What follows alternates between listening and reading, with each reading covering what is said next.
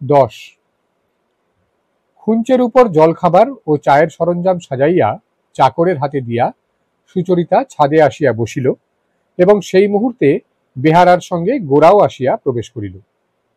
সুদীর্ঘ শুভ্রকায় গোরার আকৃতি, আয়তন ও সাজ দেখিয়া সকলেই বিস্মিত হইয়া উঠিল। গোরার কপালে গঙ্গা মৃত্তিকার ছাপ, পরনে মোটা ধুতির উপর ফিতা বাঁধা জামা ও মোটা চাদর, পায়ে সুর তোলা কটকি জুতা। সে যেন বর্তমান কালের বিরুদ্ধে এক মূর্তিমান বিদ্রোহের মতো আসিয়া উপস্থিত হইল। তাহার এরূপ সাজসজ্জা বিনয় পূর্বে কখনো দেখে নাই। আজ গোরার মনে একটা বিরোধের আগুন বিশেষ করিয়াই জ্বলিতেছিল। তাহার কারণও ঘটিয়াছিল। গ্রহণের স্নান উপলক্ষে কোন স্টিমার কোম্পানি কাল প্রত্যুষে যাত্রী লইয়া ত্রিবেণী রওনা হইয়াছিল। পথের মধ্যে এক এক স্টেশন হইতে বহুতর স্ত্রীলোক যাত্রী দুই একজন পুরুষ অভিভাবকের সঙ্গে জাহাজে উঠিতেছিল। পাছে জায়গা না পায় এজন্য ভারী ঠেলাঠেলি পড়িয়াছিল। পায়ে কাদা লইয়া জাহাজে চড়িবার তক্তাখানার উপরে টানাটানির চোটে পিছলে কেহ বা অসমৃত অবস্থায় নদীর জলের মধ্যে পড়িয়া যাইতেছে, কাহাকেও বা খালাসি ঠেলিয়া ফেলিয়া দিতেছে, কেহ বা নিজে উঠিয়াছে কিন্তু সঙ্গী উঠিতে পারি নাই বলিয়া ব্যাকুল হইয়া পড়িতেছে। মাঝে মাঝে দুই এক পশলা বৃষ্টি আসিয়া তাহাদিগকে ভিজাইয়া দিতেছে। জাহাজে তাহাদের বসিবার স্থান কাদায় ভরিয়া গিয়াছে। তাহাদের মুখে চোখে একটা ত্রস্ত ব্যস্ত উৎসুক সকরুণ ভাব। তাহারা শক্তিহীন, অথচ তাহারা এত ক্ষুদ্র যে জাহাজের মাল্লা হইতে কর্তা পর্যন্ত কেহই তাহাদের অনুনয় এতটুকু সাহায্য করিবে না, ইহা নিশ্চয় জানে বলিয়া তাহাদের চেষ্টার মধ্যে ভারী একটা কাতর আশঙ্কা প্রকাশ পাইতেছে। এইরূপ অবস্থায় গোরা যথাসাধ্য যাত্রীদিগকে সাহায্য করিতেছিল। উপরের ফার্স্ট ক্লাসের ডেকে একজন ইংরেজ এবং একজন আধুনিক ধরনের বাঙালি বাবু জাহাজের রেলিং ধরিয়া পরস্পর হাস্যালাপ করিতে করিতে চুরুট মুখে তামাশা দেখিতেছিল। মাঝে মাঝে কোনো একটি যাত্রীর বিশেষ কোনো আকস্মিক দুর্গতি দেখিয়া ইংরেজ হাসিয়া উঠিতেছিল এবং বাঙালিটিও তাহার সঙ্গে যোগ দিতেছিল। দুই তিনটি স্টেশন এইরূপে পার হইলে গোরার অসহ্য হইয়া উঠিল। সে উপরে উঠিয়া তাহার বজ্রগর্জনে কহিল, ধিক তোমাদের, লজ্জা নাই? ইংরেজটা কঠোর দৃষ্টিতে গোরার আপাদমস্তক নিরীক্ষণ করিল। বাঙালি উত্তর দিল, লজ্জা? দেশের এই সমস্ত পশুবৎ মূঢ়দের জন্যই লজ্জা। গোরা মুখ লাল করিয়া কহিল, মূঢ়ের চেয়ে বড় পশু আছে, যার হৃদয় নেই। বাঙালি রাগ করিয়া কহিল, এ তোমার জায়গা নয়, এ ফার্স্ট ক্লাস। গোরা কহিল, না, তোমার সঙ্গে একত্রে আমার জায়গা নয়, আমার জায়গা ওই যাত্রীদের সঙ্গে। কিন্তু আমি বলে যাচ্ছি, আর আমাকে তোমাদের এই ক্লাসে আসতে বাধ্য করো না। বলিয়া গোরা হনহন করিয়া নিচে চলিয়া গেল। ইংরেজ তাহার পর হইতে আরামকে দাঁড়ায় দুই হাতায় দুই পা তুলিয়া নভেল পড়ায় মনোনিবেশ করিল। তাহার সহযাত্রী বাঙালি তাহার সঙ্গে পুনরায় আলাপ করিবার চেষ্টা দুই একবার করিল, কিন্তু আর তাহা তেমন জমিল না। দেশের সাধারণ লোকের দলে সে নহে, ইহা প্রমাণ করিবার জন্য খানসামাকে ডাকিয়া জিজ্ঞাসা করিল, মুরগির কোনো ডিশ আহারের জন্য পাওয়া যাইবে কিনা। খানসামা কহিল, না, কেবল রুটি মাখন আর চা আছে। শুনিয়া ইংরেজকে শুনাইয়া বাঙালিটি ইংরেজি ভাষায় কহিল, ক্রিচার কমফোর্ট জাহাজের সমস্ত বন্দোবস্ত অত্যন্ত যাচ্ছে তাই। ইংরেজ কোনো উত্তর করিল না। টেবিলের উপর হইতে তাহার খবরের কাগজ উড়িয়া নিচে পড়িয়া গেল। বাবু চৌকি হইতে উঠিয়া কাগজখানা তুলিয়া দিল, কিন্তু থ্যাঙ্কস পাইল না। চন্দননগরে পৌঁছিয়া নামিবার সময় সাহেব সহসা গোরার কাছে গিয়া টুপি একটু তুলিয়া কহিল, নিজের ব্যবহারের জন্য আমি লজ্জিত, আশা করি আমাকে ক্ষমা করিবে, বলিয়া সে তাড়াতাড়ি চলিয়া গেল। কিন্তু শিক্ষিত বাঙালি যে সাধারণ লোকেদের দুর্গতি দেখিয়া বিদেশিকে ডাকিয়া লইয়া নিজের শ্রেষ্ঠাভিমানে হাসিতে পারে, ইহার আক্রোশ গোরাকে দগ্ধ করিতে লাগিল। দেশের জনসাধারণ এমন করিয়া নিজেদের সকল প্রকার অপমান ও দুর্ব্যবহারের অধীনে আনিয়াছে, তাহাদিগকে পশুর মতো লাঞ্ছিত করিলে তাহারাও তাহা স্বীকার করে এবং সকলের কাছেই তাহা স্বাভাবিক ও সঙ্গত বলিয়া মনে হয়। ইহার মূলে যে একটা দেশব্যাপী সুগভীর অজ্ঞান আছে, তাহার জন্য গোরার বুক যেন ফাটিয়া যাইতে লাগিল। কিন্তু সকলের চেয়ে তাহার এই বাজিল যে দেশের এই চিরন্তন অপমান ও দুর্গতিকে শিক্ষিত লোক আপনার গায়ে লয় না, নিজেকে নির্মমভাবে পৃথক করিয়া লইয়া অকাতরে গৌরববোধ করিতে পারে। আজ তাই শিক্ষিত লোকেদের সমস্ত বই পড়া ও নকল করা সংস্কারকে একেবারে উপেক্ষা করিবার জন্যই গোরা কপালে গঙ্গা মৃত্তিকার ছাপ লাগাইয়া ও একটা নতুন অদ্ভুত কটকি চটি কিনিয়া পুড়িয়া বুক ফুলাইয়া ব্রাহ্ম বাড়িতে আসিয়া দাঁড়াইল। বিনয় মনে মনে ইহা বুঝিতে পারিল, গোরার আজিকার এই যে সাজ, ইহা যুদ্ধ সাজ। গোরা কি জানি কি করিয়া বসে, এই ভাবিয়া বিনয়ের মনে একটা ভয়, একটা সংকোচ এবং একটা বিরোধের ভাব জাগিয়া উঠিল। বরদা সুন্দরী যখন বিনয়ের সঙ্গে আলাপ করিতেছিলেন, তখন সতী অগত্যা ছাতের এক কোণে একটা টিনের লাটিম ঘুরাইয়া নিজের চিত্ত বিনোদনে নিযুক্ত ছিল। গোরাকে দেখিয়া তাহার লাটিম ঘোরানো বন্ধ হইয়া গেল। সে ধীরে ধীরে বিনয়ের পাশে দাঁড়াইয়া এক দৃষ্টে গোরাকে দেখিতে লাগিল এবং কানে কানে বিনয়কে জিজ্ঞাসা করিল, ইনি কি আপনার বন্ধু? বিনয় কহিল, হাঁ। গোরা ছাতে আসিয়া মুহূর্তের এক অংশকাল বিনয়ের মুখের দিকে চাহিয়া আর যেন তাহাকে দেখিতেই পাইল না। পরেশকে নমস্কার করিয়া সে অসংকোচে একটা চৌকি টেবিল হইতে কিছুটা দূরে টানিয়া লইয়া বসিল। মেয়েরা যে এখানে কোনো এক জায়গায় আছে তাহা লক্ষ্য করা সে অশিষ্টতা বলিয়া গণ্য করিল। বরদা সুন্দরী এই অসভ্যের নিকট হইতে মেয়েদিগকে লইয়া চলিয়া যাইবেন স্থির করিতেছিলেন। এমন সময় পরেশ তাহাকে কহিলেন, এর নাম গৌরমোহন, আমার বন্ধু কৃষ্ণদয়ালের ছেলে। তখন গোরা তাহার দিকে ফিরিয়া নমস্কার করিল। যদিও বিনয়ের সঙ্গে আলোচনায় সুচরিতা গোরার কথা পূর্বেই জানিয়াছিল, তবু এই অভ্যাগতটি যে বিনয়ের বন্ধু তাহা সে বুঝে নাই। প্রথম দৃষ্টিতে গোরার প্রতি তাহার একটা আক্রোশ জন্মিল। ইংরেজি শেখা কোনো লোকের মধ্যে গোরা হিন্দুয়ানি দেখিলে সহ্য করিতে পারে, সুচরিতার সেরূপ সংস্কার ও সহিষ্ণুতা ছিল না। পরেশ গোরার কাছে তাহার বাল্যবন্ধু কৃষ্ণদয়ালের খবর লইলেন। তাহার পরে নিজেদের ছাত্র অবস্থার কথা আলোচনা করিয়া বলিলেন, তখনকার দিনে কলেজে আমরা দুজনেই এক জুড়ি ছিলাম, দুজনেই মস্ত কালা পাহাড়, কিছুই মানতুম না। হোটেলে খাওয়াটাই একটা কর্তব্য কর্ম বলে মনে করতুম। দুজনে কতদিন সন্ধ্যার পর গোল দিঘিতে বসে মুসলমান দোকানের কাবাব খেয়ে তারপরে কি রকম করে আমরা হিন্দু সমাজের সংস্কার করব রাত দুপুর পর্যন্ত তারই আলোচনা করতুম। বরদা সুন্দরী জিজ্ঞাসা করিলেন, এখন তিনি কি করেন? গোরা কহিল, এখন তিনি হিন্দু আচার পালন করেন। বরদা কহিলেন, লজ্জা করে না? রাগে তাহার সর্বাঙ্গ জ্বলিতেছিল। গোরা একটু হাসিয়া কহিল, লজ্জা করাটা দুর্বল স্বভাবের লক্ষণ, কেউ কেউ বাপের পরিচয় দিতেও লজ্জা করে। বরদা, আগে তিনি ব্রাহ্ম ছিলেন না? গোরা, আমিও তো একসময় ব্রাহ্ম ছিলুম। বরদা, এখন আপনি সাকার উপাসনায় বিশ্বাস করেন? গোরা, আকার জিনিসটাকে বিনা কারণে অশ্রদ্ধা করব আমার মনে এমন কুসংস্কার নেই। আকারকে গাল দিলেই কি সে ছোট হয়ে যায়? আকারের রহস্য কে ভেদ করতে পেরেছে? পরেশবাবু মৃদু স্বরে কহিলেন, আকার যে অন্ত বিশিষ্ট। গোরা কহিল, অন্ত না থাকলে যে প্রকাশই পায় না। অনন্ত আপনাকে প্রকাশ করবার জন্যই অন্তকে আশ্রয় করেছেন, নইলে তার প্রকাশ কোথায়? যার প্রকাশ নেই তার সম্পূর্ণতা নেই। বাক্যের মধ্যে যেমন ভাব, তেমনি আকারের মধ্যে নিরাকার পরিপূর্ণ। বরদা মাথা নাড়িয়া কহিলেন, নিরাকারের চেয়ে আকার সম্পূর্ণ, আপনি এমন কথা বলেন? গোরা, আমি যদি নাও বলতুম তাতে কিছুই আসত যেত না। জগতে আকার আমার বলার উপর নির্ভর করছে না। নিরাকারই যদি যথার্থ পরিপূর্ণতা হতো তবে আকার কোথাও স্থান পেত না। সুচরিতার অত্যন্ত ইচ্ছা করিতে লাগিল কেহ এই উদ্ধত যুবককে তর্কে একেবারে পরাস্ত লাঞ্ছিত করিয়া দেয়। বিনয় চুপ করিয়া বসিয়া গোরার কথা শুনিতেছে দেখিয়া তাহার মনে মনে রাগ হইল। গোরা এতই জোরের সঙ্গে কথা বলিতেছিল যে এই জোরকে নত করিয়া দিবার জন্য সুচরিতার মনের মধ্যেও যেন জোর করিতে লাগিল। এমন সময় বেহারা চায়ের জন্য কাতলিতে গরম জল আনিল। সুচরিতা উঠিয়া চা তৈরি করিতে নিযুক্ত হইল। বিনয় মাঝে মাঝে চকিতের মতন সুচরিতার মুখের দিকে চাহিয়া লইল। যদিচ উপাসনা সম্বন্ধে গোরার সঙ্গে বিনয়ের মতের বিশেষ পার্থক্য ছিল না, তবু গোরা যে এই ব্রাহ্ম পরিবারের মাঝখানে অনাহুত আসিয়া বিরুদ্ধ মত এমন অসংকোচে প্রকাশ করিয়া যাইতেছে, ইহা বিনয়কে পীড়া দিতে লাগিল।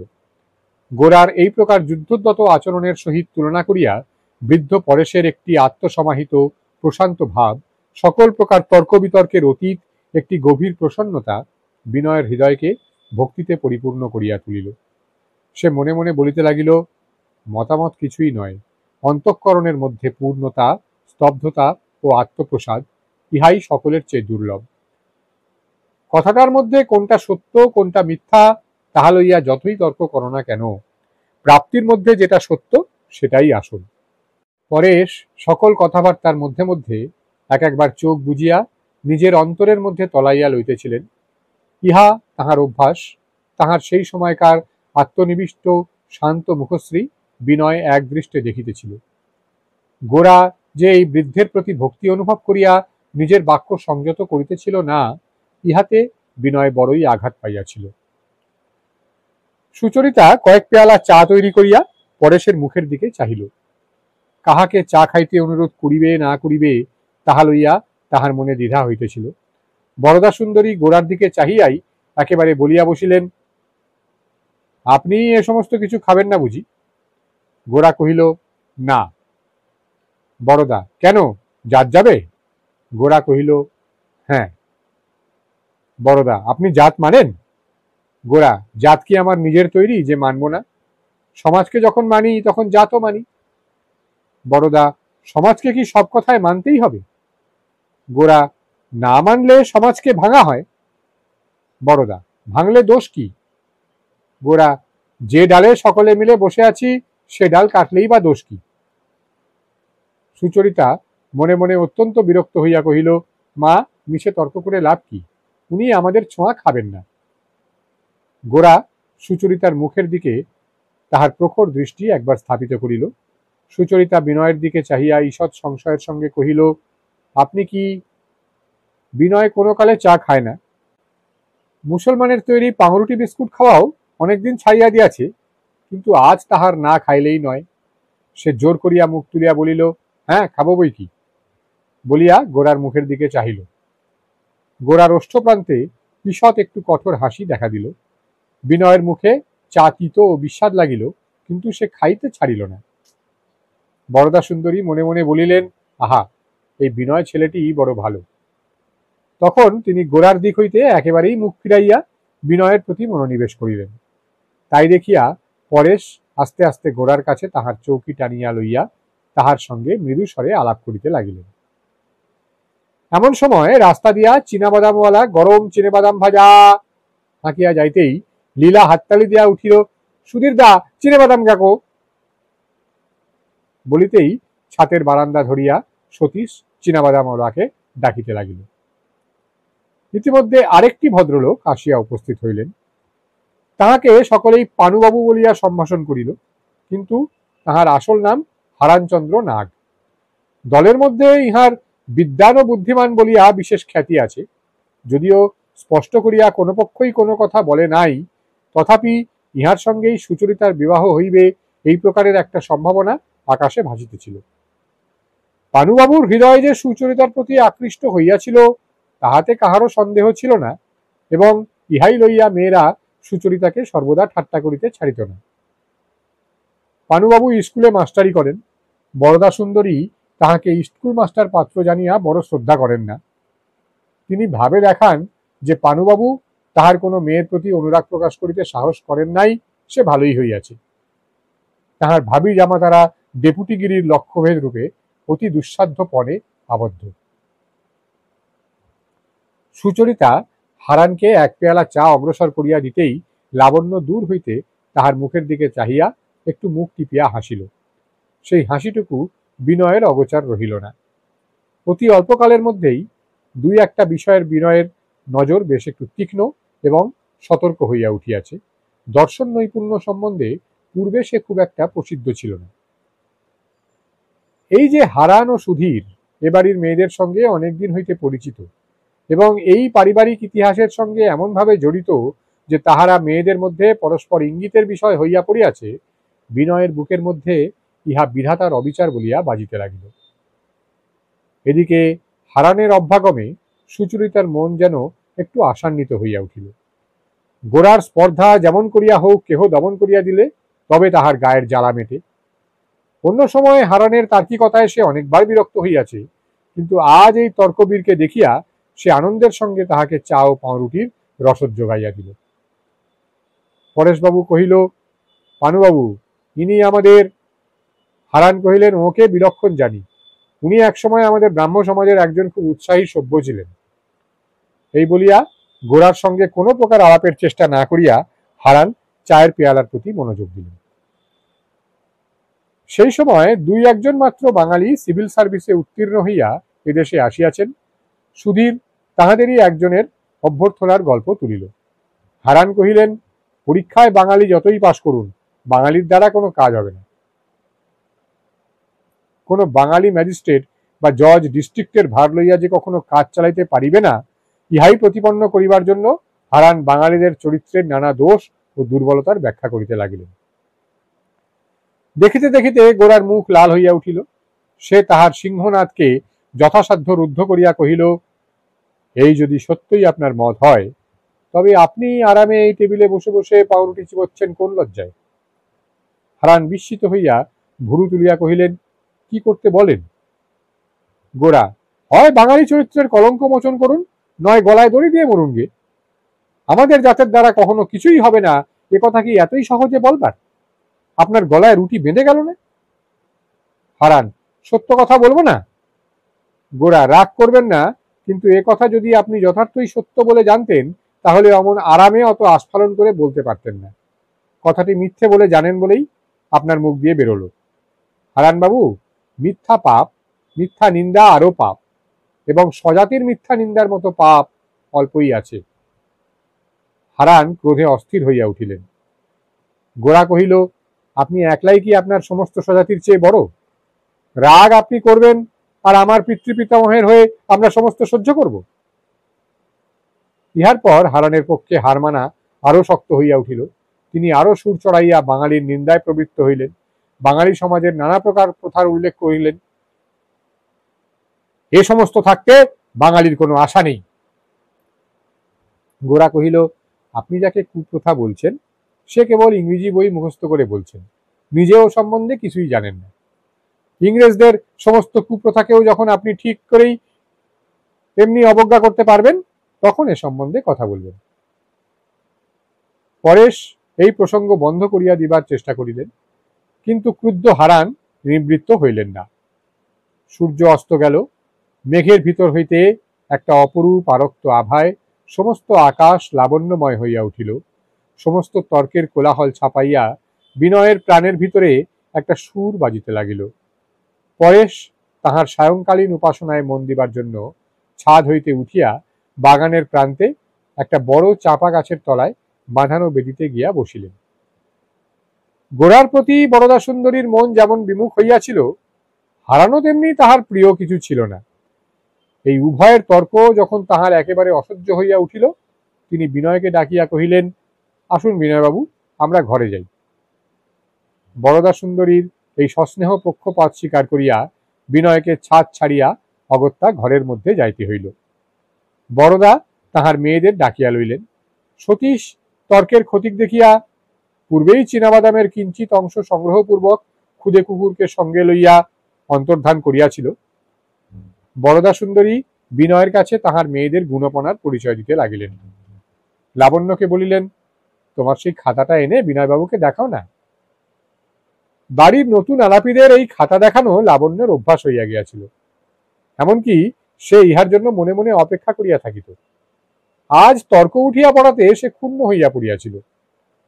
বিনয় খাতা খুলিয়া দেখিল, তাহাতে কবি মুর এবং লংফেলোর ইংরেজি কবিতা লেখা। হাতের অক্ষরে যত্ন এবং পারিপাট্য প্রকাশ পাইতেছে। কবিতাগুলির শিরোনামা এবং আরম্ভের অক্ষর রোমান ছাঁদে লিখিত। এই লেখাগুলি দেখিয়া বিনয়ের মনে অকৃত্রিম বিস্ময় উৎপন্ন হইল। তখনকার দিনে মুরের কবিতা খাতায় কপি করিতে পারা মেয়েদের পক্ষে কম বাহাদুরি ছিল না। বিনয়ের মন যথোচিত অভিভূত হইয়াছে দেখিয়া বরদা সুন্দরী তাহার মেজ মেয়েকে সম্বোধন করিয়া বলিলেন, ললিতা, লক্ষ্মী মেয়ে আমার, তোমার সেই কবিতাটা। ললিতা শক্ত হইয়া উঠিয়া কহিল, না মা, আমি পারবো না, সে আমার ভালো মনে নেই বলিয়া সে দূরে জানলার কাছে দাঁড়াইয়া রাস্তা দেখিতে লাগিল। বরদা সুন্দরী বিনয়কে বুঝাইয়া দিলেন, মনে সমস্তই আছে, কিন্তু ললিতা বড় চাপা, বিদ্যা বাহির করিতে চায় না। এই বলিয়া ললিতার আশ্চর্য বিদ্যাবুদ্ধির পরিচয় স্বরূপ দুই একটি ঘটনা বিবৃত করিয়া বলিলেন, ললিতা শিশুকাল হইতেই এইরূপ, কান্না পাইলেও মেয়ে চোখের জল ফেলিতে চাহিত না। এ সম্বন্ধে বাপের সঙ্গে ইহার সাদৃশ্য আলোচনা করিলেন। এইবার লীলার পালা। তাহাকে অনুরোধ করিতেই সে প্রথমে খুব খানিকটা খিলখিল করিয়া হাসিয়া, তাহার পরে কলটেপা আর্গিনের মতো অর্থ না বুঝিয়া টুইঙ্কেল টুইঙ্কেল লিটল স্টার কবিতাটি গড়গড় করিয়া এক নিঃশ্বাসে বলিয়া গেল। এইবার সঙ্গীত বিদ্যার পরিচয় দিবার সময় আসিয়াছে জানিয়া ললিতা ঘর হইতে বাহির হইয়া গেল। বাহিরের ছাতে তর্ক তখন উদ্দাম হইয়া উঠিয়াছে। হারান তখন রাগের মাথায় তর্ক ছাড়িয়া গালি দিবার উপক্রম করিতেছেন। হারানের অসহিষ্ণুতায় লজ্জিত ও বিরক্ত হইয়া সুচরিতা গোরার পক্ষ অবলম্বন করিয়াছে। হারানের পক্ষে সেটা কিছুমাত্র সান্ত্বনাজনক বা স্বস্তিকর হয় নাই। আকাশে অন্ধকার এবং শ্রাবণের মেঘ ঘনাইয়া আসিল। বেলফুলের মালা হাঁকিয়া রাস্তা দিয়া ফেরিওয়ালা চলিয়া গেল। সম্মুখের রাস্তায় কৃষ্ণচূড়া গাছের পল্লব পুঞ্জের মধ্যে জোনাকি জ্বলিতে লাগিল। পাশের বাড়ির পুকুরের জলের উপর একটা নিবিড় কালিমা পড়িয়া গেল। সান্ধ্য উপাসনা শেষ করিয়া পরেশ ছাতে আসিয়া উপস্থিত হইলেন। তাহাকে দেখিয়া গোরা ও হারান উভয়ই লজ্জিত হইয়া ক্ষান্ত হইল। গোরা উঠিয়া দাঁড়াইয়া কহিল, রাত হয়ে গেছে, আজ তবে আসি। বিনয়ও ঘর হইতে বিদায় লইয়া ছাতে আসিয়া দেখা দিল। পরেশ গোরাকে কহিলেন, দেখো, তোমার যখন ইচ্ছা এখানে এসো। কৃষ্ণদয়াল আমার ভাইয়ের মতো ছিলেন, তার সঙ্গে এখন আমার মতের মিল নেই, দেখাও হয় না, চিঠিপত্র লেখাও বন্ধ আছে, কিন্তু ছেলেবেলার বন্ধুত্ব রক্তের সঙ্গে মিশিয়া থাকে। কৃষ্ণদয়ালের সম্পর্কে তোমার সঙ্গে আমার সম্বন্ধ অতি নিকটের। ঈশ্বর তোমার মঙ্গল করুন। পরেশের সস্নেহ শান্ত কণ্ঠস্বরে গোরার এতক্ষণকার তর্কতাপ যেন জুড়াইয়া গেল। প্রথমে আসিয়া গোরা পরেশকে বড় একটা খাতির করে নাই। যাইবার সময় যথার্থ ভক্তির সঙ্গে তাহাকে প্রণাম করিয়া গেল। সুচরিতাকে গোরা কোনো প্রকার বিদায় সম্ভাষণ করিল না। সুচরিতা যে সম্মুখে আছে ইহা কোনো আচরণের দ্বারা স্বীকার করাকেই সে অশিষ্টতা বলিয়া গণ্য করিল। বিনয় পরেশকে নতভাবে প্রণাম করিয়া সুচরিতার দিকে ফিরিয়া তাহাকে নমস্কার করিল এবং লজ্জিত হইয়া তাড়াতাড়ি গোরার অনুসরণ করিয়া বাহির হইয়া গেল। হারান এই বিদায় সম্ভাষণ ব্যাপার এড়াইয়া ঘরের মধ্যে গিয়া টেবিলের উপরকার একটি ব্রহ্মসঙ্গীত বই লইয়া তাহার পাতা উল্টাইতে লাগিলেন। বিনয় ও গোরা চলিয়া যাইবা মাত্র হারান দ্রুত পদে ছাদে আসিয়া পরেশকে কহিলেন, দেখুন, সকলের সঙ্গে এই মেয়েদের আলাপ করিয়ে দেওয়া আমি ভালো মনে করি না। সুচরিতা ভিতরে ভিতরে অত্যন্ত ক্রুদ্ধ হইয়াছিল, তাই সে ধৈর্য সম্বরণ করিতে পারিল না। বলিল, বাবা যদি সে নিয়ম মানতেন তাহলে তো আপনাদের সঙ্গেও আমাদের আলাপ হতে পারত না। হারান কহিলেন, আলাপ পরিচয় নিজেদের সমাজের মধ্যে হলেই ভালো হয়। পরেশ হাসিয়া কহিলেন, আপনি পারিবারিক অন্তঃপুরকে আরেকটুখানি বড় করিয়া সামাজিক অন্তঃপুর বানাতে চান, কিন্তু আমি মনে করি নানা মতের ভদ্রলোকের সঙ্গে মেয়েদের মেশা উচিত, নইলে তাদের বুদ্ধিকে জোর করে খর্ব করে রাখা হয়। এতে ভয় কিংবা লজ্জার কারণ তো কিছুই দেখিনি। হারান, না, ভিন্ন মতের লোকেদের সঙ্গে মেয়েরা মিশবে না এমন কথা বলিনি, কিন্তু মেয়েদের সঙ্গে কিরকম ব্যবহার করতে হয় সে ভদ্রতা যে এরা জানেন না। পরেশ, না না, বলেন কি, ভদ্রতার অভাব আপনি যাকে বলছেন সে একটা সংকোচ মাত্র, মেয়েদের সঙ্গে না মিশলে সেটা কেটে যায় না। সুচরিতা উদ্ধত ভাবে কহিল, দেখুন পানুবাবু, আজকের তর্কে আমাদের সমাজের লোকের ব্যবহারেই আমি লজ্জিত হচ্ছিল। ইতিমধ্যে লীলা দৌড়াইয়া আসিয়া দিদি দিদি করিয়া সুচরিতার হাত ধরিয়া তাহাকে ঘরে টানিয়া লইয়া গেল। 11 সেদিন তর্কে গোরাকে অপদস্থ করিয়া সুচরিতার সম্মুখে নিজের জয় পতাকা তুলিয়া ধরিবার জন্য হারানের বিশেষ ইচ্ছা ছিল। গোরায় সুচরিতাও তাহার আশা করিয়াছিল, কিন্তু দৈবক্রমে ঠিক তার বিপরীত ঘটিল। ধর্মবিশ্বাস ও সামাজিক মতে সুচরিতার সঙ্গে গোরার মিল ছিল না, কিন্তু স্বদেশের প্রতি মমত্ব, স্বজাতির জন্য বেদনা তাহার পক্ষে স্বাভাবিক ছিল। যদিচ দেশের ব্যাপার লইয়া সে সর্বদা আলোচনা করে নাই, কিন্তু সেদিন স্বজাতির নিন্দায় গোরা যখন আকস্মাৎ বজ্রনিনাদ করিয়া উঠিল, তখন সুচরিতার সমস্ত মনের মধ্যে তাহার অনুকূল প্রতিধ্বনি বাজিয়া উঠিয়াছিল। এমন বলের সঙ্গে, এমন দৃঢ় বিশ্বাসের সঙ্গে দেশের সম্বন্ধে কেহ তাহার সম্মুখে কথা বলে নাই। সাধারণত আমাদের দেশের লোকেরা স্বজাতি ও স্বদেশের আলোচনায় কিছু না কিছু মুরব্বিয়ানা ফলাইয়া থাকে, তাহাকে গভীরভাবে সত্যভাবে বিশ্বাস করে না। এই জন্য মুখে কবিত্ব করবার বেলায় দেশের সম্বন্ধে যাহাই বলুক, দেশের প্রতি তাহাদের ভরসা নাই। কিন্তু গোরা তাহার স্বদেশের সমস্ত দুঃখ দুর্গতি দুর্বলতা ভেদ করিয়াও একটা মহৎ সত্য পদার্থকে প্রত্যক্ষ বৎ দেখিতে পাইত। সেই জন্য দেশের দারিদ্র্যকে কিছুমাত্র অস্বীকার না করিয়াও সে দেশের প্রতি এমন একটি বলিষ্ঠ শ্রদ্ধা স্থাপন করিয়াছিল। দেশের অন্তর্নিহিত শক্তির প্রতি যে তাহার এমন অবিচলিত বিশ্বাস ছিল, তাহার কাছে আসিলে তাহার দ্বিধাদিবিহীন দেশভক্তির বাণী শুনিলে সংশয়ীকেও হার মানিতে হইত। গোরার এই অক্ষুণ্ণ ভক্তির সম্মুখে হারানের অবজ্ঞাপূর্ণ তর্ক সুচরিতাকে প্রতি মুহূর্তে যেন অপমানের মতো বাজিতেছিল। সে মাঝে মাঝে সংকোচ বিসর্জন দিয়া উচ্ছ্বসিত হৃদয়ে প্রতিবাদ না করিয়া থাকিতে পারে নাই। তাহার পরে হারান যখন গোরা ও বিনয়ের অসাক্ষাতে ক্ষুদ্র ঈর্ষাবশত তাহাদের প্রতি অভদ্রতার অপবাদ আরোপ করিলেন, তখনও এই অন্যায় ক্ষুদ্রতার বিরুদ্ধে সুচরিতাকে গোরাদের পক্ষেই দাঁড়াতে হইল। অথচ গোরার বিরুদ্ধে সুচরিতার মনের বিদ্রোহ একেবারেই যে শান্ত হইয়াছে তাহাও নহে। গোরা এক প্রকার গায়ে পড়া উদ্ধত হিন্দুয়ানি তাহাকে এখনো মনে মনে আঘাত করিতেছিল। সে এরা একরকম করিয়া বুঝিতে পারিতেছিল যে এই হিন্দুয়ানির মধ্যে একটা প্রতিকূলতার ভাব আছে, ইহা সহজ প্রশান্ত নহে, ইহা নিজের ভক্তি বিশ্বাসের মধ্যে পর্যাপ্ত নহে, ইহা অন্যকে আঘাত করিবার জন্য সর্বদাই উগ্রভাবে উদ্যত। সেদিন সন্ধ্যায় সকল কথায় সকল কাজে আহার করিবার কালে লীলাকে গল্প বলিবার সময় ক্রমাগতই সুচরিতার মনের তলদেশে একটা কিসের বেদনা কেবলই পীড়া দিতে লাগিল। তাহা কোনো মতেই সে দূর করিতে পারিল না। কাঁটা কোথায় আছে তাহা জানিতে পারিলে তবে কাঁটা তুলিয়া ফেলিতে পারা যায়। মনের কাঁটাটি খুঁজিয়া বাহির করিবার জন্য সেদিন রাত্রে সুচরিতা সেই গাড়ি বারান্দার ছাদে একলা বসিয়া রহিল। রাত্রির স্নিগ্ধ অন্ধকার দিয়া সে নিজের মনের অকারণ তাপ যেন মুছিয়া ফেলিবার চেষ্টা করিল, কিন্তু কোনো ফল হইল না। তাহার বুকের অনির্দেশ্য বোঝাটার জন্য তাহার কাঁদিতে ইচ্ছে করিল, কিন্তু কান্না আসিল না। একজন অপরিচিত যুবা কপালে তিলক কাটিয়া আসিয়াছে, অথবা তাহাকে তর্কে পরাস্ত করিয়া তাহার অহংকার নত করা গেল না, এই জন্যই সুচরিতা এতক্ষণ ধরিয়া পীড়াবোধ করিতেছে, ইহার অপেক্ষা অদ্ভুত হাস্যকর কিছুই হইতে পারে না।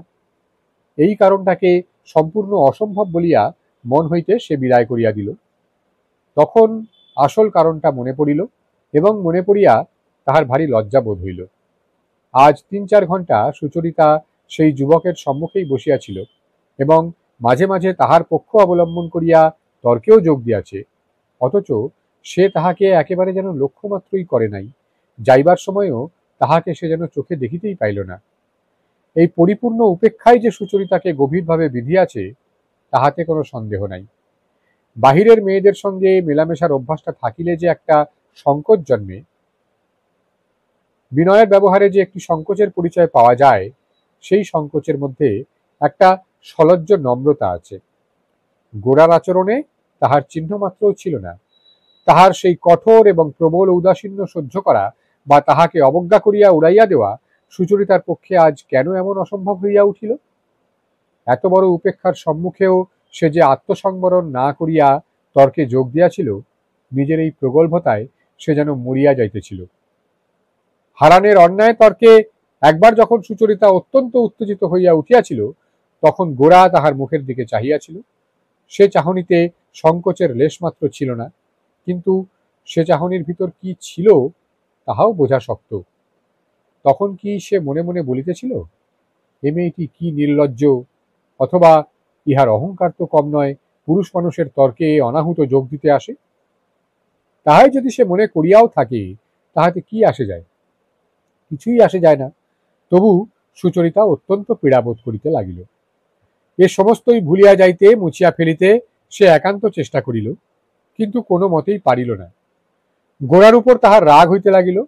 গোরাকে সে কুসংস্কারাচ্ছন্ন উদ্ধত যুবক বলিয়া সমস্ত মনের সঙ্গে অবজ্ঞা করিতে চাহিল, কিন্তু তবু সেই বিপুলকায় বজ্রকণ্ঠ পুরুষের সেই নিঃসংকোচ দৃষ্টির স্মৃতি সম্মুখে সুচরিতা মনে মনে অত্যন্ত ছোট হইয়া গেল। কোনো মতেই সে নিজের গৌরব খাড়া করিয়া রাখিতে পারিল না। সকলের বিশেষ লক্ষ্যগোচর হওয়া, আদর পাওয়া সুচরিতার অভ্যস্ত হইয়া গিয়াছিল।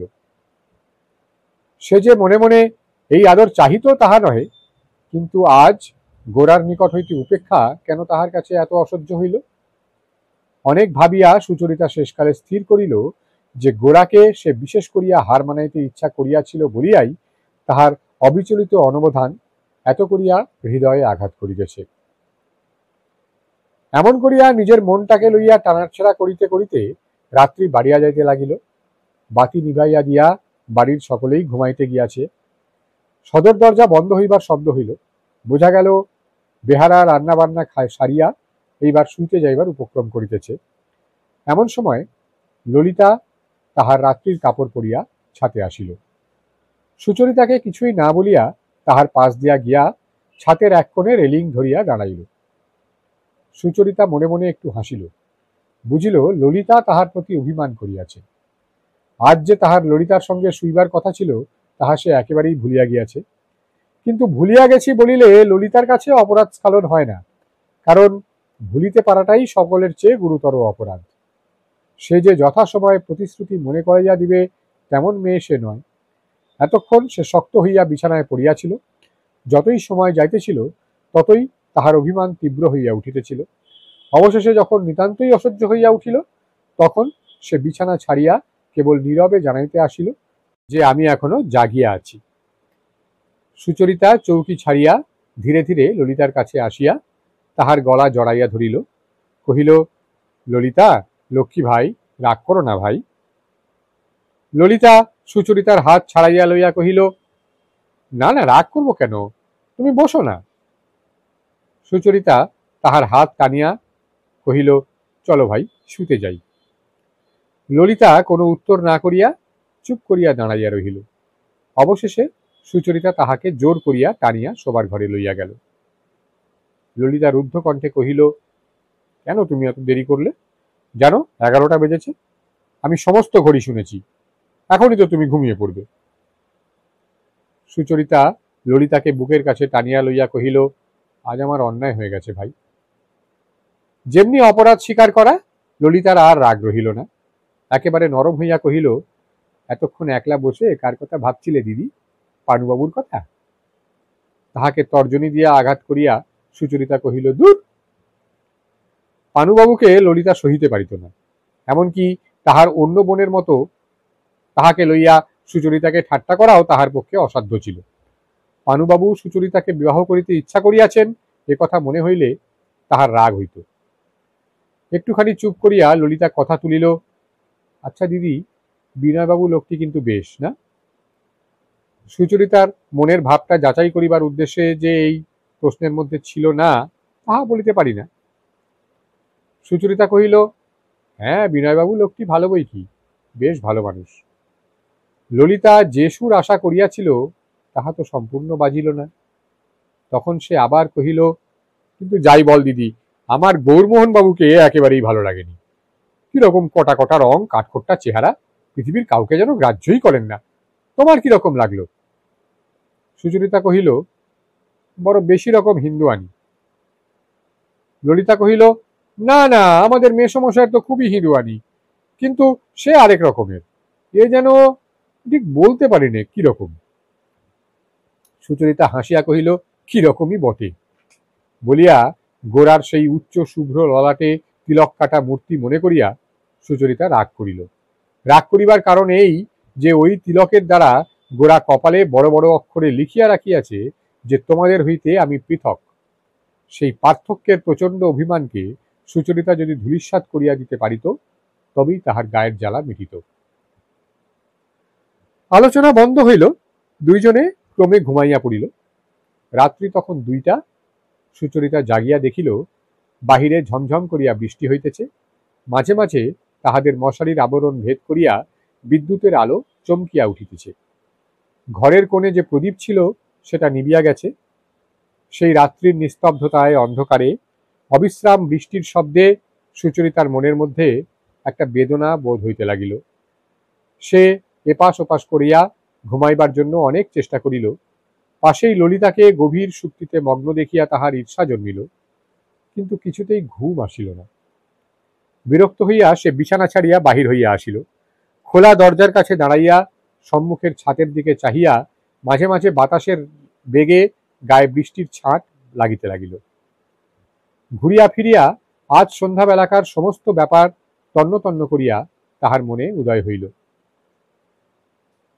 সেই সূর্যাস্তরঞ্জিত গাড়ি বারান্দার উপর গোরার উদ্দীপ্ত মুখ স্পষ্ট ছবির মতো তাহার স্মৃতিতে জাগিয়া উঠিল, এবং তখন তর্কের যে সমস্ত কথা কানে শুনিয়া ভুলিয়া গিয়াছিল সেই সমস্তই গোরার গভীর প্রবল কণ্ঠস্বরে জড়িত হইয়া আগাগোড়া তাহার মনে পড়িল।